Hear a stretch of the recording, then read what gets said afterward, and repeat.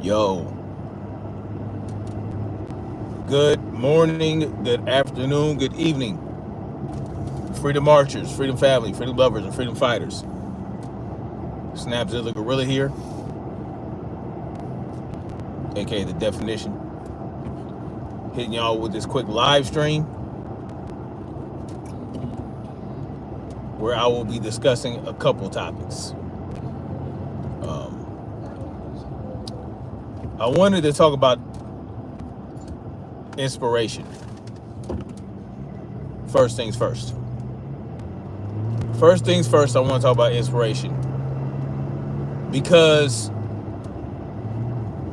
when I was doing my workout at the park this morning, a couple of older gentlemen approached me. And I was doing boxing and Muay Thai drills basically, and I was doing some sprinting, some lower body body weight exercises and all that good stuff, and doing my thing, how I do. It was like 6:30 in the morning, and I was getting it in. I was just going hard in the paint. No one was hardly there. I was the only person there except for these two guys that actually work at the park. They work for the park. They were in their little buggy, doing a little cleanup and all that stuff. What are you doing? Queen Mother Shaquila, how you doing this morning? How are you doing this morning? They were in their buggy, doing their cleanup, doing that thing. J-Man was good. And they approached me. Well, the older gentleman approached me, the older guy. And he told me that basically what I was doing inspired him, right? He was like, man, you out here getting it in. You're really doing your thing and all this stuff. And I'm like, okay, thank you, man. That mic was good. No notification? Well, we're going to do. And he basically told me, and he asked me if I trained, right? He said, do you train people? And he was like, oh, what do you a boxer? They said, I told him I do boxing and Muay Thai. You know what I'm saying? I train in boxing and Muay Thai. He's like, oh, okay, Muay Thai. I was like, yeah, And he looked pretty fit, right? He's like 72 years old, but he did not look like he was out of shape. Like he was thin, he was moving around. And, he basically told me that I inspired him to want to get more movement in, do more exercise. And he asked me if I train people. And I was like, well, I want to, but right now I can't really do it because of my work schedule, and then the guy that he was with, he's like 62. And he basically was bigging me up, two older black men, telling me that the 61-year-old, the 62-year-old, he was telling me that he always sees me out here. I always see you out here with your kids, and I see you out here, and a lot of people watch what you do. I was like, okay. And I always wanted to train people. Queen Sister Cameron, how you doing this afternoon? She does a lot of great mental health work. She has a lot of great exercises that are really inspiring and calming. Y'all go check her out. Drop your link, Queen Sister Cameron. And it just got me to thinking, like, this is one of my callings, right? There are a lot of things I want to do. And I love exercising. I love getting up. I love going to the park. I love just getting it in and doing nothing. Just going as hard as I can. And when people see you doing things like that, it motivates them to want to do the same thing. And they ask you questions, right? They want to know how you do that. They want to know how you're able to perform all these exercises and not be so tired and look good doing it. Like you know what you're doing, and you want to show people. Nothing wrong with that. Okay, J-Man says to always feel that spiritual pressure when a real one. Oh yeah, for sure. And that's why I feel like, Okay, I'm sorry. if what you do, you also love doing it, and it inspires people, that is your calling, right? That is your calling. If you love to do certain things and people see you do it and they know that you know what you're doing, and they see that you love it, and they see how it, they see it, on you, right? They see it in you.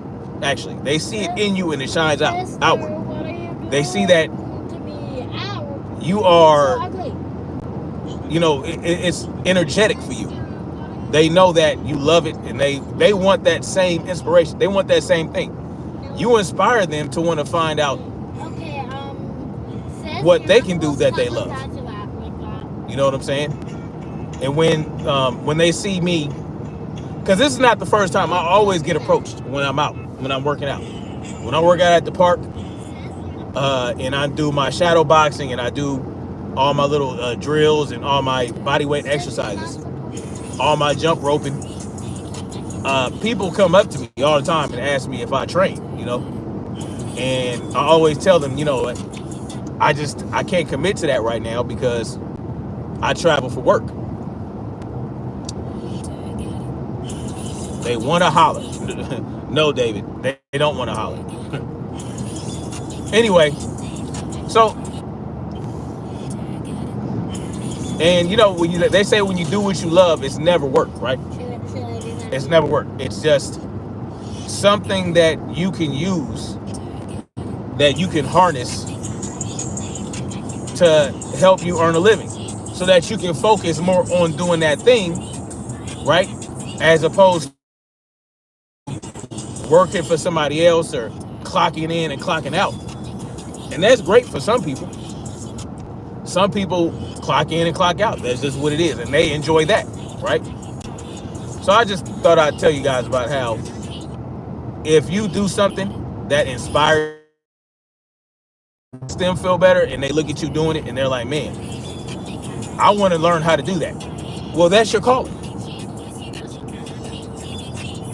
Like Queen Sister Cameron, she works as a mental health professional, and on her channel, she talks about mental health, and people are inspired by her content.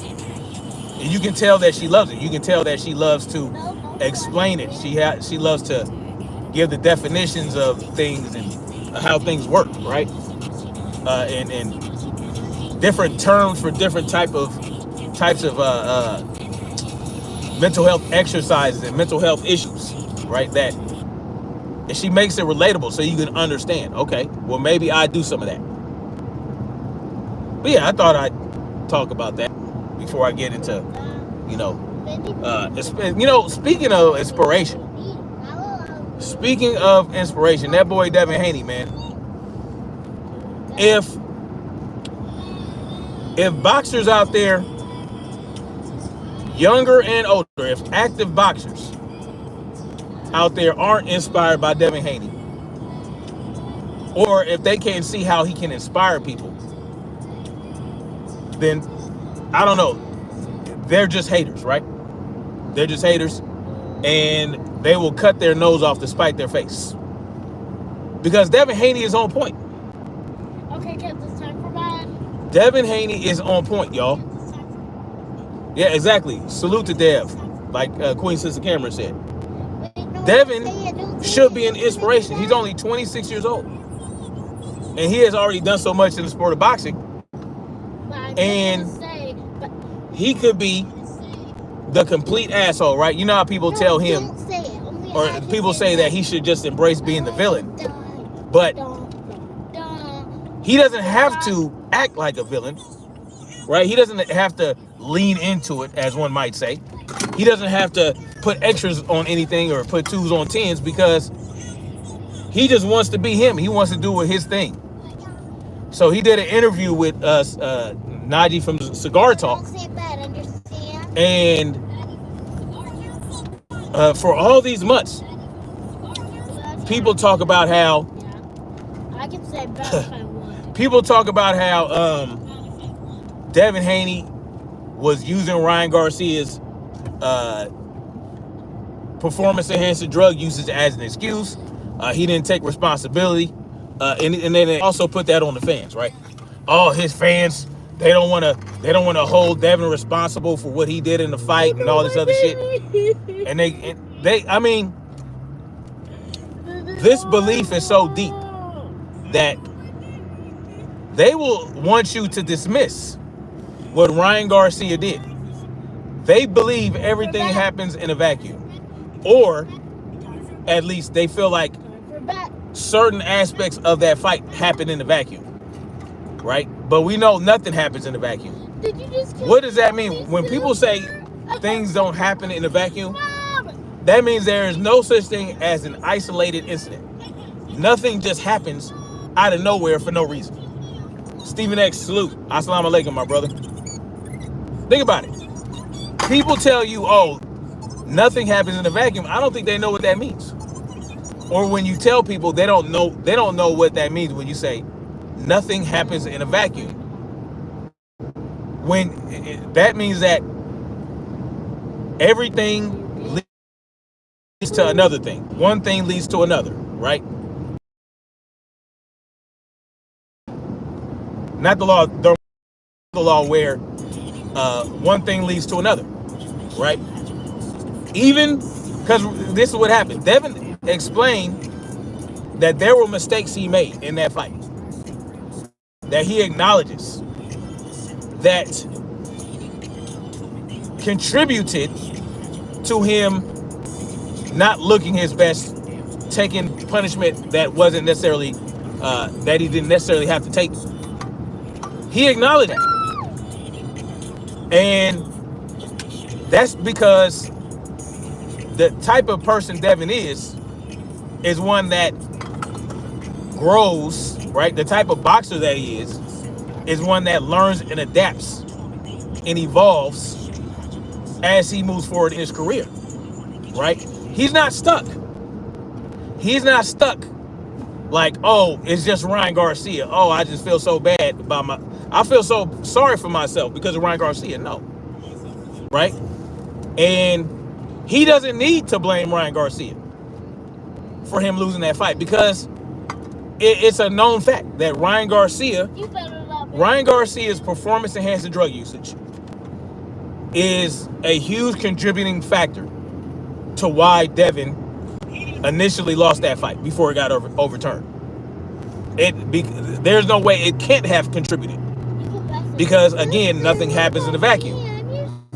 And so, even with that, Devin did do things. He did make mistakes. He was unfocused. He did get emotional a little bit. But, exactly, Stephen X, he was enhanced. Bottom line to it. But people want you to ignore that as though Devin losing was due to the left hook. They want that to exist in a vacuum. But it does not. But nonetheless, Devin acknowledged what his mistakes were. He knew that. And that's what makes him a better boxer than before. Even though we haven't seen him in the ring again since then. I really thought we know that he's evolved. We know that he's gotten better. We know that he's improved because of the changes he's making. The changes he's making in training, the changes he's making in the trainers that he's using, how he's disciplining himself, how he's like, look, I got to refocus my focus. I got to refocus my focus and get back on track. That's how you know he's going to be better. But the people that tell you, these were excuses. Ryan Garcia being on drugs is an excuse. What about this? What about that? When they tell you, I don't care about the performance enhancing drugs that Ryan. When they tell you that, it's because they don't want Devin to be better. They want Devin to lose against Jose Ramirez. They want Devin to lose against Ryan Garcia. They want Devin to get knocked out. They believe in their hearts and in their minds that Devin is going to get knocked out by Jose Ramirez. They believe that. Why? Because they feel like he's not going to get out of the way of a left hook. What? Like what? Oh, he's going to get knocked out by a left hook.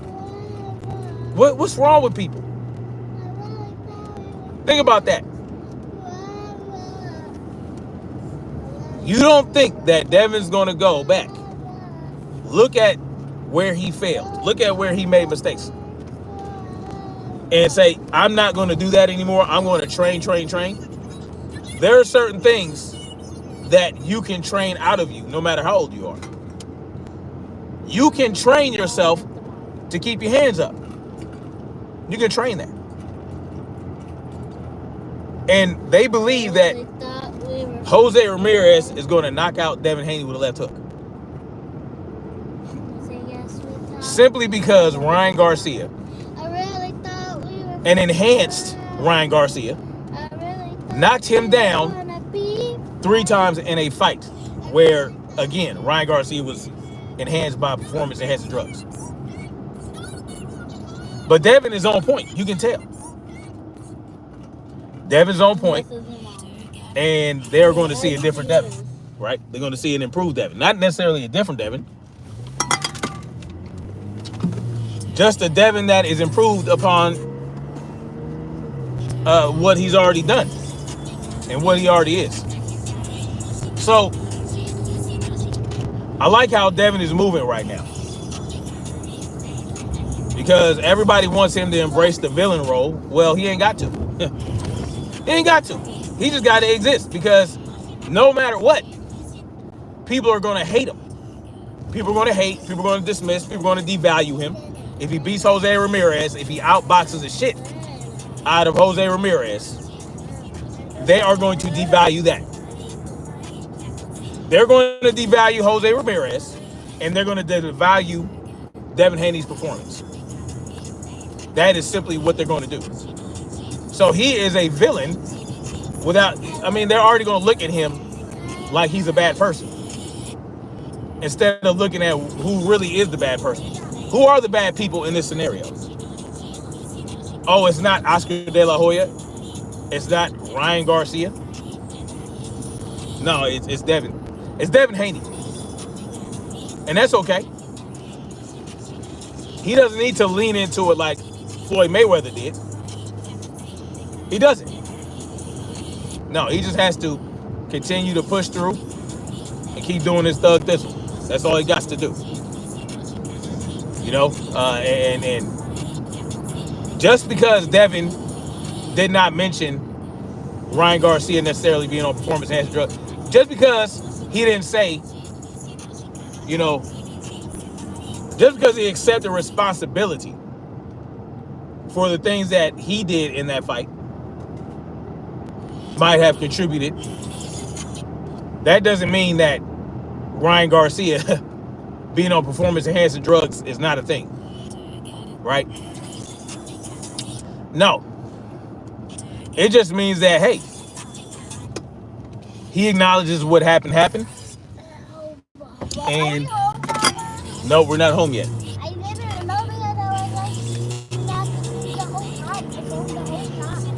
Say what, baby girl?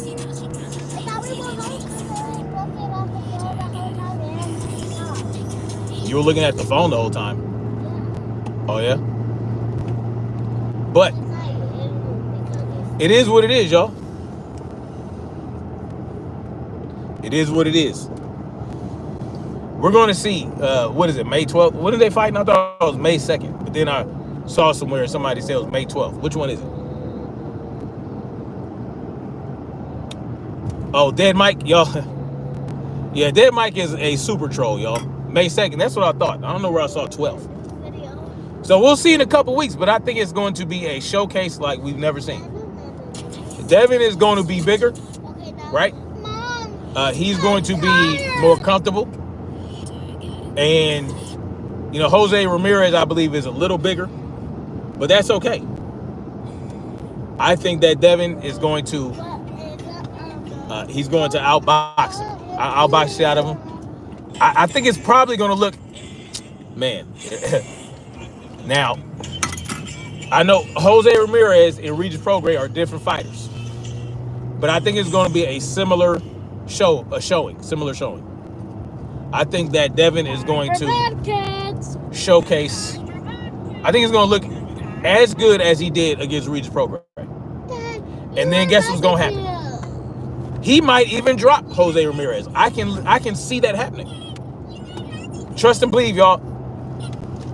Look forward to Devin knocking Jose Ramirez down, because the conception is that Devin can't punch, right? That is the conception. That's what people believe. Oh, he's pillow fisted. Oh, he's pillow fisted. He ain't got no chin. He's susceptible to the left hook. Jose Ramirez is probably gonna buy into all that shit, right? He's gonna buy into all of it. He's going to try to mimic what Ryan Garcia did, and it's gonna be a mistake. That's what I think. And he's gonna get caught. He's gonna get caught, and he's probably gonna get dropped, like Ryan Garcia might have gotten dropped against Devin Haney if he were not on performance-enhancing drugs. Because remember, I think it was the third round. I forgot what round that was when he was fighting Ryan Garcia, and he almost knocked Ryan Garcia down. And Ryan Garcia slapped his gloves together and tried to, trigger that roid rage, right? He slapped his hands. He slapped his gloves together to trigger that roid rage. Osterine, ho! Like motherfucking Thundercats. That motherfucker tried to trigger that goddamn roid rage to keep himself from not getting knocked down. And it worked for him. He triggered that shit. Yeah, that motherfucker did that. But who killed him? Had he not been on performance-enhancing drugs, that might have been a knockdown. So, and people are forgetting how well Devin performed against Ryan Garcia. This outside of being knocked down 3 times, they're forgetting how well he performed, even though he did not fight like he normally does. Think about it. He stepped out of his comfort zone to fight Ryan Garcia's fight and performed well. And the reason he did that is because he's simply just a better boxer than Ryan Garcia. That's just what it is. Ryan Garcia is ass as a boxer, right? No footwork. His footwork is ass. You know what I'm saying? It just is. It simply just is. He has that hand speed and that power and that explosive power. That is Ryan Garcia's signature. But it is what it is. With Jose Ramirez, he doesn't have the power Ryan Garcia has, nor the speed. So he's gonna get caught coming in. Ryan gonna cook Ramirez. I don't give a fuck about none of that. That is a cherry pick. Ryan Garcia or whoever picked Rolly to fight Ryan Garcia, that was a cherry pick. Clearly a cherry pick that can go wrong. Because Rolly Romero can catch Ryan Garcia with his chin up and his hand down. Just catch him slipping. With his awkward punches and the punches that he throws at awkward angles. You know what I'm saying? And his retard strength. I'm trying to tell y'all, Ryan Garcia might get caught by Rolly Romero and get knocked the fuck out. Thinking that Rolly Romero is just ass, so ass. Well, Ryan Garcia is not that great either. And we don't know. There's an asterisk on his career in terms of performance-enhancing drugs. All those knockouts he had in his career before Tonka Truck Davis, before the Tonka Truck Davis fight. Think about that. He got caught with Devin because that was only the second time he ever got tested, and it wasn't as stringent And he did not have nearly as many parameters against him as he did against Tonka Truck Davis. But before that, oh man, it was he could do whatever he wanted. There is an asterisk, and that's what people aren't considering when they think Ryan Garcia is just going to wash Devin the second time. They're not thinking about all the advantages, all the unnatural, right, enhanced advantages that that Ryan Garcia had throughout his career, right? That asterisk, there simply just is an asterisk against Ryan Garcia's victories. Period. That's just the bottom line to you. I mean, it is what it is. But like I said, Evan's on point. He's focused. He's doing the right things. He's up there in Big Bear getting it in.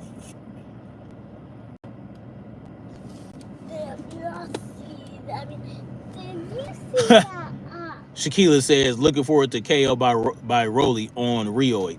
Ryoid. That's funny. Ryoid. I like that one.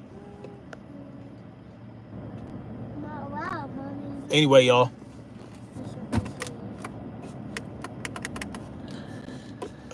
Yeah, I'm back at the house. I'm gonna get in here. And we're gonna end this live stream, y'all. But that is what I believe is going to be the case. Devin is right. Show on May 2nd. Yes, peace and blessings, everybody. Thank you guys for coming through and checking me out. Turn that off. I am actually looking forward. There might be a change in my whole situation in terms of my career. Mama, Mommy isn't home. I know she's not. So how are we gonna open the garage? Anarchy Television was good. No, Mommy is right there. Y'all go check out Anarchy Television as well, man. I like his channel, man. He has back. Close the door, Mama, so she can get in. You don't want to get hit. Oh, you can't even. So you can't even pull the door open. Closed. Anyway, yeah, y'all go check out Anarchy Television as well. Y'all check him out. He is a fellow anarchist, like myself, obviously. So y'all go check him out. Anyway, no problem, Anarchy. You know what it is. Brothers in anarchy. That's how we take care of each other, man. But anyway. How y'all be? You took the freeway? No. I took the back roads. How the heck you get here before me? You know how I do.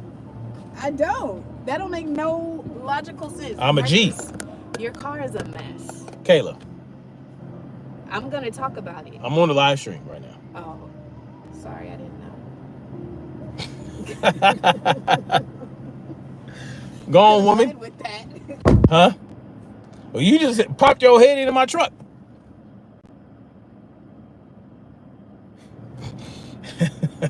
Talking about my truck, man. I just got the truck back from the shop. She dropped me off at the shop, man. Give me a minute, man. Hey, I'll clean the truck out. Y'all don't worry about my truck, y'all. It's a man's truck.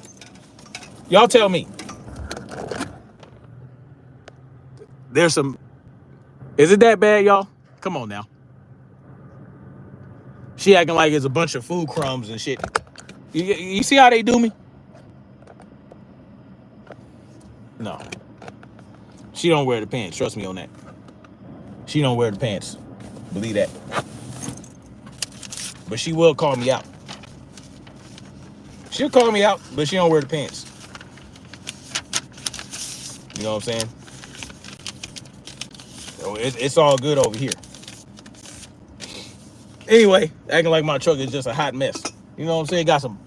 Hey, it is what it is, y'all. Anyway, y'all, thank y'all for coming through. Much love. Like, share, subscribe. And we're going to keep marching forward toward freedom. Peace.